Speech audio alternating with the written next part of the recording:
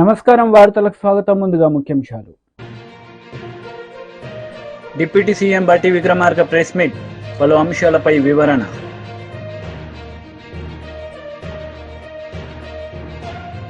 YCP మహిళా leader వరుడు Kalyani press meet, TDP నేతలపై ఫైర్. డిప్యూటీ సీఎం బట్టి విక్రమార్క ప్రెస్ మీట్ నిర్వహించారు. ఈ సందర్భంగా పలు అంశాలపై ఆయన మాట్లాడారు. స్కూల్స్ సంబంధించి పిల్లలు లేకపోతే మేనేజ్మెంట్ సంబంధించినటువంటి వాళ్ళు వారికి ఫోన్ చేసి మా స్కూల్స్ పరిస్థితి బాగాలేదు, ఒకసారి వచ్చి చూసిపోండి అని అడిగారంట. చెప్తూ ఆ స్కూల్స్లో పిల్లలు ఒకళ్ళ మీద ఒకళ్ళు పడుకునే పరిస్థితి, అక్కడ కావాల్సినటువంటి టాయిలెట్ సంబంధించినటువంటి పరిస్థితులు కానీ లేకపోతే మిగతా సప్లై చేసేటువంటి విధానం కానీ ఏమీ లేక ఇబ్బంది పడుతున్న పరిస్థితులు ఉన్నాయి రండి అని అన్నప్పుడు వారు స్పష్టంగా వారి సమాధానం చెప్తూ త్వరలోనే మేము ఈ ఇంటిగ్రేటెడ్ రెసిడెన్షియల్ స్కూల్స్ అన్నింటినీ రాష్ట్ర వ్యాప్తంగా కూడా ప్రకటిస్తున్నామని చెప్పి వారు నిన్న చెప్పి కూడా వచ్చారట. సో నేను ఈ సందర్భంగా ఎందుకు గుర్తు చేస్తూ ఉన్నానంటే, రాష్ట్రంలో చదువుకునేటువంటి ఈ రెసిడెన్షియల్ స్కూల్స్లో ఉన్నటువంటి వసతులు చాలా ఇబ్బందికరంగా ఉన్నాయి. సో దానికి సంబంధించిన సమాచారం కూడా కొంత ఇప్పుడు మనకి సంబంధించి రెసిడెన్షియల్ స్కూల్స్లో total number of residential schools 1023 residential schools ఉంటే 662 స్కూల్స్కి అసలు బిల్డింగ్స్ లేవు. జనరల్ రెసిడెన్షియల్ స్కూల్స్ సంబంధించి సరే 35 స్కూల్స్కి బిల్డింగ్స్ ఉన్నాయి, కానీ బీసీ వెల్ఫేర్ రెసిడెన్షియల్ స్కూల్స్ సంబంధించి 327 రెసిడెన్షియల్ స్కూల్స్ ఉంటే 306 స్కూల్స్ రెంటెడ్లోనే నడుస్తూ ఉన్నాయి. సోషల్ వెల్ఫేర్ రెసిడెన్షియల్ స్కూల్స్ సంబంధించి 268 స్కూల్స్ ఉంటే 135 స్కూల్స్ రెంటెడ్ బిల్డింగ్స్లో నడుస్తూ ఉన్నాయి. ట్రైబల్ వెల్ఫేర్ రెసిడెన్షియల్ స్కూల్స్ సంబంధించి 185 స్కూల్స్ ఉంటే 42 స్కూల్స్ రెంటెడ్ బిల్డింగ్స్లో నడుస్తూ ఉన్నాయి. మైనార్టీ వెల్ఫేర్ రెసిడెన్షియల్ స్కూల్స్ సంబంధించి 205 స్కూల్స్ ఉంటే 179 స్కూల్స్ రెంటెడ్ బిల్డింగ్స్లోనే ఉన్నాయి. అంటే ఈ బిల్డింగ్స్ ఇన్ఫ్రాస్ట్రక్చర్ లేకుండా, దాంట్లో సంబంధించినటువంటి సమగ్రమైనటువంటి టీచింగ్ వ్యవస్థ లేకుండా మనం అనుకున్న లక్ష్యాలను సాధించలేం. అందుకే మేము రాగానే మేము బడ్జెట్ ప్రజెంట్ చేసినప్పుడు కూడా చెప్పాం, దాదాపు 5,000 కోట్ల రూపాయలని ఈ స్కూల్స్ మీద, ఇంటిగ్రేటెడ్ రెసిడెన్షియల్ స్కూల్స్ మీద మేము ఖర్చు పెట్టడానికి ఈ సంవత్సరం సిద్ధంగా ఉన్నామని చెప్పాం. గత ప్రభుత్వం నాకు తెలిసి 73 కోట్లు ఎంతో ఖర్చు పెట్టిందంట. 73 కోట్లు, లెస్ దెన్ 100 crores. నేను చెప్తాను చాలా సగౌరవంగా, మా పిల్లల కోసం ఈరోజు ఈ సంవత్సరం 5,000 కోట్ల రూపాయలని ఈ ఇంటిగ్రేటెడ్ రెసిడెన్షియల్ స్కూల్స్ కట్టడానికి ఇన్ఫ్రాస్ట్రక్చర్ డెవలప్ చేసి మంచి అద్భుతమైనటువంటి ఇంటర్నేషనల్ స్టాండర్డ్స్లో, అంటే ఆ స్కూల్స్ అన్నీ కూడా కట్టేవి కూడా ప్రతిదీ కూలంకషంగా లోతుగా అధ్యయనం చేసి ప్రతి సైట్ దగ్గర లైటింగ్ ఎటు నుంచి వస్తూ ఉంది, సన్ ప్యాత్ ఎట్లా ఉంది, విండ్ ఎట్లా వస్తూ ఉంది, టెంపరేచర్ ఎలా ఉంది, ఇది ఈ రోజు కాదు కొన్ని సంవత్సరాలుగా అక్కడ ఉన్న పరిస్థితులు అన్నీ స్టడీ చేసి దానికి అనుగుణంగా మంచి వెంటిలేషన్ ఉండేటట్టుగా, గ్రీన్ ఎనర్జీని వాడేటట్టుగా, పిల్లలందరూ ఆహ్లాదకరంగా అన్ని వర్గాల వాళ్ళు ఆ స్కూల్లో ఉండేటట్టుగా, ఎస్సీసు, ఎస్టీసు, బీసీసు, మైనార్టీసు, జనరల్ స్టూడెంట్స్ అందరూ ఉండి ఒక కుటుంబం లాగా పిల్లలు చిన్నప్పటి నుంచే ఎదగటానికి కావలసినటువంటి వాతావరణాన్ని అక్కడ సృష్టిస్తూ,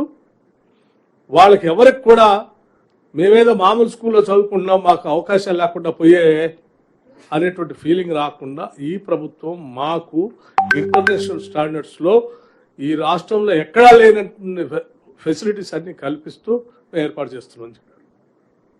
వీటి ప్రజెంటేషన్ ఇచ్చేటప్పుడు vision of the chief minister కూడా నేను 2-3 సార్లు విన్నాను వారు చెప్పి, కేవలం ఎడ్యుకేషన్తో ఒకటే మనం రుద్దటం కాదు, స్టూడెంట్స్కి ఎక్స్ట్రా కరిక్యులర్ యాక్టివిటీస్ కూడా వాళ్ళకు ఉండేటట్టుగా, స్పోర్ట్స్ బాగా ఉండాలి, ఎంటర్టైన్మెంట్ కూడా ఉండాలి. పిల్లలంతా గ్రామీణ ప్రాంతాల నుంచి వచ్చినటువంటి వాళ్ళు అయ్యో నేను ఐఎమ్ మిస్సింగ్ సంథింగ్, నాకు అవకాశాలు లేవే అనేటువంటి భావం వాళ్ళ కలగకుండా ఉండేటట్టుగా అవసరమైతే మనం ఆ స్కూల్లోనే థియేటర్ కూడా కడదాం, యాంపీ థియేటర్ కూడా కడదాం.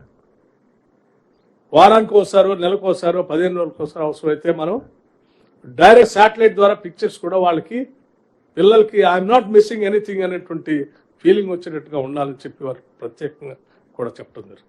అంటే the commitment of the cabinet is so serious about the students and their upbringing. ఎంత సీరియస్గా ఉందో దాని గురించి చెప్పడం కోసం నేను ఉదాహరణగా చెప్తా ఉన్నాను. చాలా సంతోషంగా ఉంది నాకు కూడా. ఈ స్కూల్స్ అన్నిటినీ ఈరోజు ప్రకటిస్తూ మేమంతా రేపు 11వ తారీఖు నాడు విజయదశమి కంటే ముందు రోజు సాధ్యమైనంత మేర వైసీపీ లీడర్ మీడియా సమావేశం నిర్వహించారు. ఈ సందర్భంగా పలు అంశాలపై ఆయన మాట్లాడారు. ఓ బ్రహ్మాండమైన పాలిచ్చే గేదెని వదులుకున్న ఈ ఆంధ్ర రాష్ట్ర ప్రజలు దుక్కి దున్నే దున్నపోతుని తెచ్చుకొని ఈ రోజున లబోదీపం అంటున్నారు, గ్రామాల్లో చెప్పుంటున్నాం. భారతదేశ రాజకీయాలే కాదు, ప్రపంచ దేశ రాజకీయాలలో కూడా 4 నెలల కాలంలోనే ఇంత పూర్తి వ్యతిరేకత తెచ్చుకున్న ప్రభుత్వం మరెక్కడ మనం చూసిండమని చెప్పి అంటున్నాం.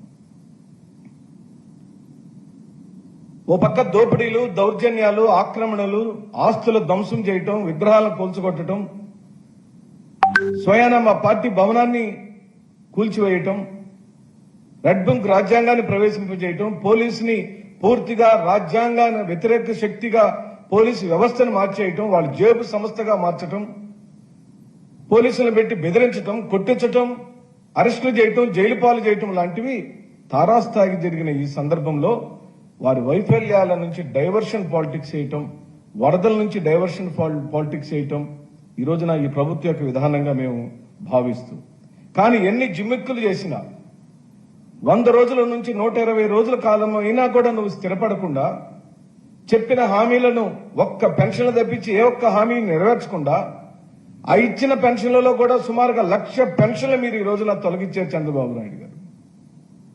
ఈ ఉసురు మీకు తగులుతుంది. ఏ పేదవాడు ఆ 3,000 కోసం, 4,000 కోసం 30 రోజుల పాటు ఎదురు చూస్తూ ఉంటాడో ఆ పేదవాడి యొక్క ఉసురు, ఆ ఘోష మీకు తగులుతుంది. ఎందుకంటున్నానంటే ఈ ప్రపంచంలో వాళ్ళకి ఎవరు ఉండరు. ఈ ప్రపంచంలో ఆ రోజు జగన్మోహన్ రెడ్డి గారు ఇచ్చిన 3,000 కోసం వాళ్ళు ఎదురు చూడకుండానే తెల్లవారుజామున 5 గంటలకు 1వ తారీఖు నాడు వారు తీసుకొచ్చిన వాలంటరీ వ్యవస్థలోని సైనికులు, సమాజ సేవకులు ఇంటి గడప తొక్కారు, తలుపు తట్టారు, నిద్ర లేపారు, జేబులో పెట్టి వాళ్ళ ఆశీర్వాదాన్ని తీసుకొని బయటకు వచ్చిన రోజుల్లో నుండి ఈ రోజున ఆ పెన్షన్దారులు ఎవరెవరైతే 1,00,000 మంది పెన్షన్లు కోల్పోయారో వారి యొక్క ఉసురు మనకు తగులుతుందని కూడా నేను అంటున్నాను. ఇది మంచిది కాదు ఈ ప్రభుత్వానికి. నర ఘోష ఎప్పటికీ మంచిది కాదు. ఇప్పటికే మీరు దేవుడితో పెట్టుకున్నారు, స్వయానా శ్రీ వెంకటేశ్వర స్వామితో పెట్టుకున్నారు. మీకు గతంలో చాలా అనుభవాలు ఉన్నాయి. వెంకటేశ్వర స్వామితో పెట్టుకున్న ఎవ్వరూ బాగుపడిన దాఖలాలు లేవు.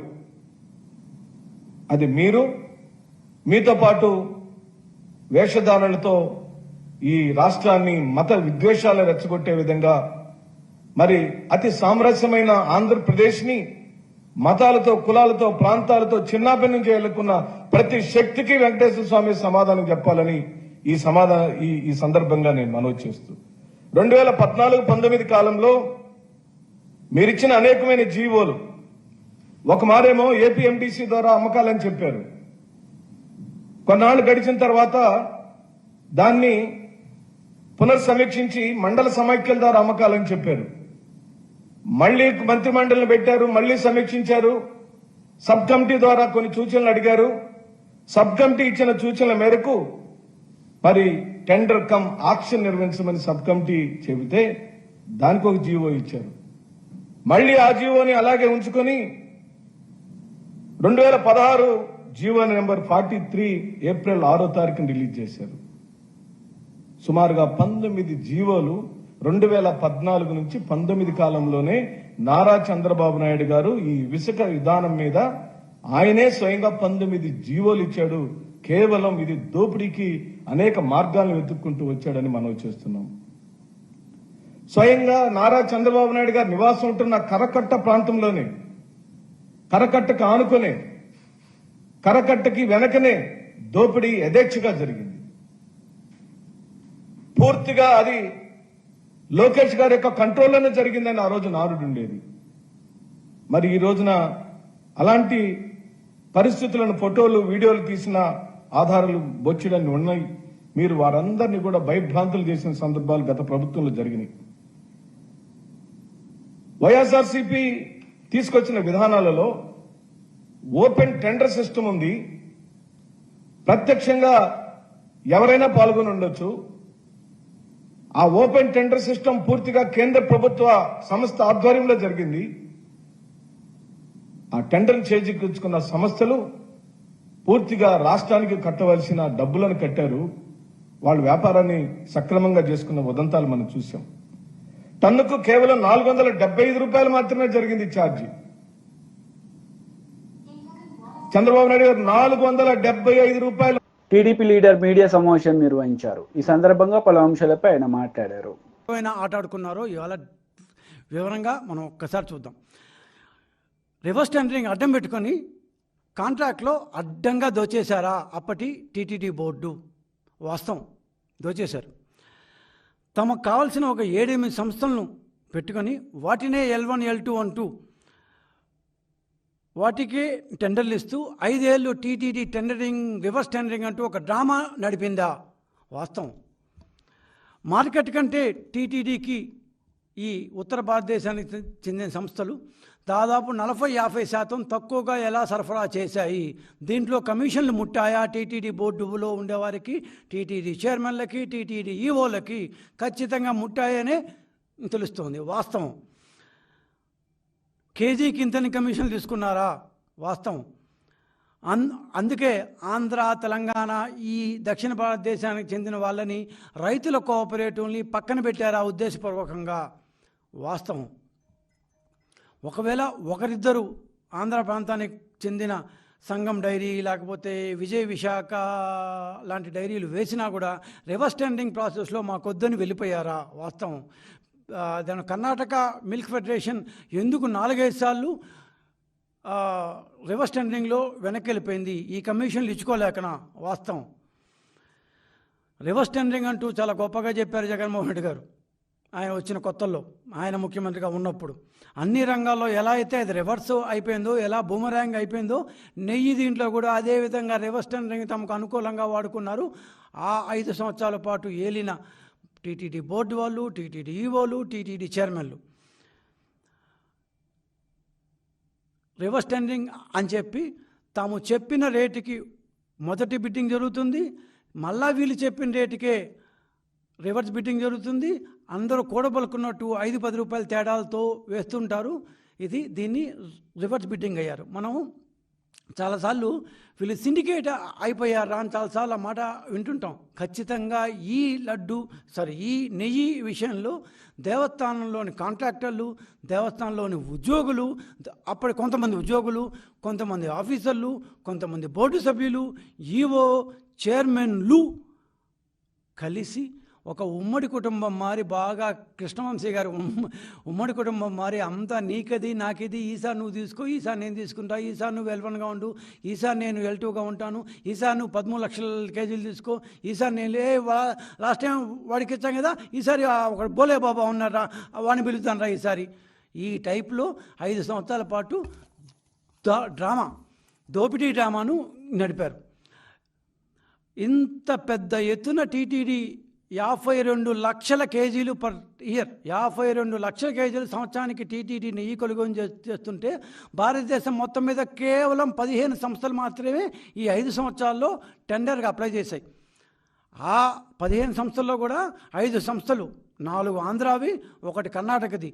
మేము దీంట్లో పాల్గొనలేం బాబు, మాకు రివర్స్ వద్దు, ఏమొద్దు, మీ రివర్స్ మీ దగ్గర పెట్టుకొని వెళ్ళిపోయినాయి. సంఘం డైరీ అప్లై చేసి ఫస్ట్ బిడ్డింగ్ చేసింది, వెళ్ళిపోయింది. విజయ్ విశాఖ వచ్చింది, వెళ్ళిపోయింది. ఆ తర్వాత బెంగళూరు మిల్క్ ఫెడరేషన్ వచ్చింది, వెళ్ళిపోయింది. ఇట్లా 5 సంస్థలు వెళ్ళిపోయినాయి. పోతే 9-10 సంస్థలు మాత్రం ఉన్నాయి. దాంట్లో 7-8 సంస్థలకు మాత్రమే ఈ 5 సంవత్సరాల్లో టెండర్లు దక్కాయి. ఎక్కువగా దక్కింది కేవలం 4 సంస్థలకే. ఈ 4 సంస్థల్ని అటు ఇటు వాడికి L1, వీడికి L2, వాడికి L2, నెక్స్ట్ టైం వాడికి L1, ఈ 4 సంస్థలతోనే డ్రామా మొత్తం నడిపారు. దాదాపు కనీస పక్షంలో 1,200 కోట్ల రూపాయలు విలువ చేసే నెయ్యి గత 5 సంవత్సరాల్లో కొనుగోలు చేయగా మినిమం అంటూ చూస్తే అంటే కేజీకి 60-70 రూపాయలు మినిమంగా కమిషన్లు ముట్టాయని తెలుస్తోంది. బీఆర్ఎస్ లీడర్ మీడియా సమావేశం నిర్వహించారు. ఈ సందర్భంగా పలు అంశాలపై ఆయన మాట్లాడారు. నెగ్లెక్ట్ చేస్తున్నారు అంటే అన్ని హామీల లెక్కనే అన్ని మేనిఫెస్టోలో పెట్టిన విధంగానే దీన్ని కూడా మర్చిపోతాను అనుకుంటా ఉన్నారు. మేము మర్చిపోము. ఇది ఇలా మా దీర్ఘకాలిక పోరాటం ఈ మాదిగ సామాజిక వర్గానికి సంబంధించినటువంటి నాయకులు అనేక పోరాటాలు చేసిండ్రు, అనేక ప్రాణత్యాగాలు చేసిండ్రు. ఆ ప్రాణత్యాగాల ఫలితంగా ఉద్యమాల ఫలితంగా సుప్రీంకోర్టు తీర్పునిచ్చింది. ఇలా మీ మీ మీ మీ ఎస్సీ వర్గీకరణ మీద కాంగ్రెస్ పార్టీ ఎన్ని కమిషన్లు వేసింది అనుకున్నావు? ఇప్పటి వరకు అసలు దేశంలో 1965లో లోకూర్ కమిషన్ వేసింది. దేశవ్యాప్తంగా కాంగ్రెస్ పార్టీ అధికారంలోకి వస్తే మేము రిజర్వేషన్లు ఇస్తామనేసి. 1996లో రామచంద్రరాజు కమిషన్ వేసింది ఆనాటి తెలుగుదేశం ప్రభుత్వం. అదేవిధంగా 2007లో ఉషా మెహర్ కమిషన్ వేసింది అప్పుడు కాంగ్రెస్ హయాంలో. ఇలా 2000 సంవత్సరం నుంచి 2004 సంవత్సరం వరకు వర్గీకరణ జరిగింది. వర్గీకరణ చట్టం రావడం వల్ల ఆ 4 సంవత్సరాలల్లా 23,000 మందికి లబ్ధి చేకూరింది. ఇలా 2004 నుంచి 2024 వరకు ఈ 20 సంవత్సరాల ఈ వర్గానికి సంబంధించినటువంటి ఈ వర్గ ఉద్యోగాలలో ఉద్యోగ నియామకాలలో వేల సంఖ్యలలో నష్టపోయినరు. ఇలా మీరు డిఎస్సి నోటిఫికేషన్ ఇచ్చి డిఎస్సి రిజల్ట్ ఇచ్చి మీరు నియామక పత్రాలు ఇస్తా అంటే మరిగా మీరు ఇచ్చినటువంటి హామీ ఏంది అని ముఖ్యమంత్రిని అడుగుతా ఉన్నాను నేను. అసెంబ్లీలో మీరు ఎందుకు మాట ఇచ్చారు, మాట ఎందుకు తప్పారు అని ముఖ్యమంత్రి గారిని నేను నిలదీస్తా ఉన్నా. మీరు చేస్తారా చేయరా? ఈ మాదిగలను అన్ని వర్గాలను మోసం చేసినట్టే మాదిగల తెలంగాణ మాదిగలను మోసం చేయదలుచుకున్నారా? కారణం ఏంది? ఎందుకు ఆగింది? ఎవరి వల్ల ఆగింది? ఎవరికి ప్రయోజనాలు చేకూర్చాలని ఆగుతుంది అంటున్నా. ఎవరి ప్రలోభాలకు మీరు లొంగుతున్నారని అడుగుతా ఉన్నాం మేము కాంగ్రెస్ ప్రభుత్వాన్ని. ఇలా ఇంత అన్యాయమా? ఇలా కాంగ్రెస్ పార్టీ మేనిఫెస్టోలో పెట్టింది. ఏం పెట్టింది? ఆనాడు చేవేళ్ల డిక్లరేషన్. ఇది అభయహస్తం. తెలంగాణ రైతులకు నిరుద్యోగులకు భస్మాసుర హస్తం. ఇలా మాదిగలకు కూడా భస్మాసుర హస్తం. ఇది కాంగ్రెస్ అభయహస్తం. అంటే అన్ని వర్గాలకు అభయహస్తం కాదు, ఇది భస్మాసుర హస్తం. ఇలా మేము అడుగుతా ఉన్నాం. ఆనాడు మీరు ఏం చెప్పిండ్రు? ఎస్సీ రిజర్వేషన్లు పెంపు, ఎస్సీ వర్గీకరణకు అమలుకు కట్టుబడి ఉన్నామని చెప్పిండ్రు. ఏమైంది మరి? 65 రోజులు మీరు సొంతంగా చేసేటువంటి అవకాశం లేదు. సుప్రీంకోర్టే గైడ్ లైన్ ఇచ్చింది. రాష్ట్రాలకు అధికారాలు ఇస్తున్నాము. ఆర్టికల్ 341 ప్రకారము రాష్ట్రాలకు అధికారాలు ఇస్తున్నామని వైసీపీ లీడర్ మహిళా లీడర్ వరుడు కళ్యాణి మీడియా సమావేశం నిర్వహించారు. ఈ సందర్భంగా పలు అంశాలపై ఆమె మాట్లాడారు. కనిపిస్తూ ఉంది. ఈరోజు చెప్పండి, ఈ ఆంధ్రప్రదేశ్ రాష్ట్రంలో ఆడపిల్లలకి ఆపద వచ్చినప్పుడు చెప్పుకోవడానికి ఏదైనా వ్యవస్థ ఉందా? ఒక్క వ్యవస్థ చూపించండి. ఉన్న వ్యవస్థని, ఆ దిశ యాప్ని కానీ దిశ పోలీస్ స్టేషన్స్ని నిర్వీర్యం చేసేశారు. ఇప్పుడు ఈ ప్రభుత్వం అధికారంలోకి వచ్చాక ఇన్ని సంఘటనలు జరుగుతూ ఉన్నాయి. వీళ్ళ రక్షణ కోసం పోని మంత్రివర్గం ఏమైనా ఒక సమావేశం ఏర్పాటు చేసి దీనికోసం ఒక జీవో తీసుకొచ్చారా? ఆడపిల్లల రక్షణ కోసం మరింత మెరుగైన వ్యవస్థను, మరింత మెరుగైన యాప్ను ఏమైనా తీసుకొచ్చారా? అవి ఏవీ చేయట్లేదు. అసలు ఆ దిశ యాప్ కానీ దిశ చట్టం కానీ ఇలాంటి పనులు చేసే కామాంధుల పాలిట ఒక సింహ స్వప్నంలా, ఒక వజ్రాయుధంలా పనిచేసేది. అర్ధరాత్రి అయినా ఆడపిల్లలు ధైర్యంగా ఆ దిశ యాప్ ఫోన్లో ఉంటే ధైర్యంగా వెళ్ళే పరిస్థితిని కల్పించేది. సరే, ఆ జగనన్న అది ప్రవేశపెట్టాడు కాబట్టి మీకు ఇష్టం లేదు, కానీ ఆ ఆయుధాన్ని ఇలా నాశనం చేసేస్తే ఈరోజు ఆడపిల్లల దుస్థితి మనం చూస్తూ ఉన్నాం. మొన్న చూస్తే విజయనగరంలో 6 నెలల పసికందు మీద అత్యాచారం. అలాగే ప్రతి జిల్లాలో కూడా ఇలాంటి సంఘటనలు ఎన్నో. లోకేష్ గారి సొంత నియోజకవర్గంలో వరుసగా 3 సంఘటనలు. అలాగే మనం చూసాం కోవెలకుంటలో తీసుకుంటే ఒక మతి స్థిమితం లేని ఆడపిల్లని అత్యాచారం చేయడం. అన్నింటికంటే ఘోరం మనం చూసాం గొడ్లవల్లేరులో 300 మంది ఆడపిల్లలు సీసీ కెమెరాస్ పెట్టేశారని వాళ్ళు మొత్తుకొని ధర్నాలు చేసినా కూడా కనీసం ఎవరూ పట్టించుకోలేదు. సరికదా హోమ్ మినిస్టర్ గారు కానీ డీజీపీ గారు కానీ వెళ్ళి అసలు ఏం జరిగిందో తెలుసుకునే ప్రయత్నం కూడా చేయలేదు. అంటే ఆడపిల్లల మీద ఎంత నిర్లక్ష్య ధోరణి, ఆడపిల్లల మాన ప్రాణాల మీద ఎంత నిర్లక్ష్య ధోరణి ఈ కూటమి ప్రభుత్వానికి ఉందో మనం అర్థం చేసుకోవచ్చు. ఇలాంటి దారుణమైన సంఘటనలు వీళ్ళు కొనసాగుతూ ఉంటే ప్రజలు అన్నీ గమనిస్తూ ఉన్నారనే విషయం మర్చిపోకూడదని నేను తెలియజేస్తూ ఉన్నాను. అలాగే పవన్ కళ్యాణ్ గారు తీసుకుంటే చెప్పారు ఎన్నికల ముందు 30,000 మంది ఆడపిల్లలు కనిపించట్లేదంటూ ఉపన్యాసాలు ఇచ్చారు. మరి ముచ్చుమరి సంఘటన జరిగింది. అప్పుడు ఇన్ని రోజులైనా కూడా ఆ మృతదేహాన్ని ప్రభుత్వం కానీ పోలీసులు కానీ కనిపెట్టలేని పరిస్థితి అయింది. మరి పవన్ కళ్యాణ్ గారు ఎందుకు ప్రశ్నించట్లేదు? అలాగే రాంబెల్లి సంఘటన జరిగింది, ఏం పరామర్శకు వెళ్ళొచ్చు కదా. గొడ్లవల్లేరు సంఘటన అయింది, వాటన్నిటి గురించి ఎందుకు మాట్లాడలేదు?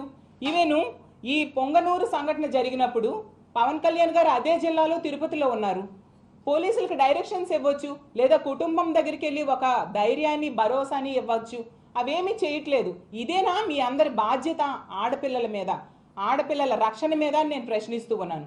అసలు ఈ రాష్ట్రంలో ఈ ప్రభుత్వం గొప్పగా చెప్పుకుంటూ ఉంటుంది, ఇదేదో మరి చాలా మంచి ప్రభుత్వం అని చెప్పి. కానీ ఇది మంచి ప్రభుత్వం కాదు, ఆడపిల్లలను అంతమొందించే ప్రభుత్వం అని ఈ రాష్ట్రంలో ఉన్న ప్రజలందరూ కూడా అనుకుంటూ ఉన్నారు. చంద్రబాబు నాయుడు గారు ఎన్నికల టైంలో ఓదరగొట్టేస్తూ అతను ఎమ్మెల్యే క్యాండిడేట్స్ ప్రచారం చేశారు, బాబు షూరిటీ భవిష్యత్తు గ్యారంటీ అంటూ. కానీ చంద్రబాబు నాయుడు గారు ముఖ్యమంత్రిగా కూటమి ప్రభుత్వం అధికారంలోకి వచ్చాక ఈ రాష్ట్రంలో ఆడపిల్లల మాన ప్రాణాలకు షూరిటీ లేని పరిస్థితిని కూటమి ప్రభుత్వం తీసుకొచ్చింది. అసలు ఇంత దుర్మార్గమైన పాలన, ఇంత నిర్లక్ష్యపూరితమైన పాలన గతంలో ఎన్నడూ చూడని పరిస్థితి. అలాగే ఇన్ని సంఘటనలు జరుగుతున్నాయి. కేవలం 4 నెలల్లో మనకు 100కు పైగా ఆడపిల్లల మీద అత్యాచారాలు, హత్యలు జరుగుతూ ఉన్న సంఘటనలు మనం చూస్తూ ఉన్నాం. ప్రభుత్వం నుంచి కనీసమైన స్పందన లేదు. అసలు ఆడపిల్లలు మనందరి ఇళ్లలో ఉన్నారు, దీని మీద మనందరం ఉద్యమించాల్సిన అవసరం ఉంది. అసలు ఈ పొంగనూరు విషయంలో ఎన్ని మహిళా సంఘాలైతేనేమి స్వచ్ఛంద సంస్థలు పెద్ద ఎత్తున పోరాటం చేసి. వార్తలు ముగించే ముందు ముఖ్యాంశాలు మరోసారి. డిప్యూటీ సీఎం బట్టి విక్రమార్క ప్రెస్ మీట్, పలు అంశాలపై వివరణ.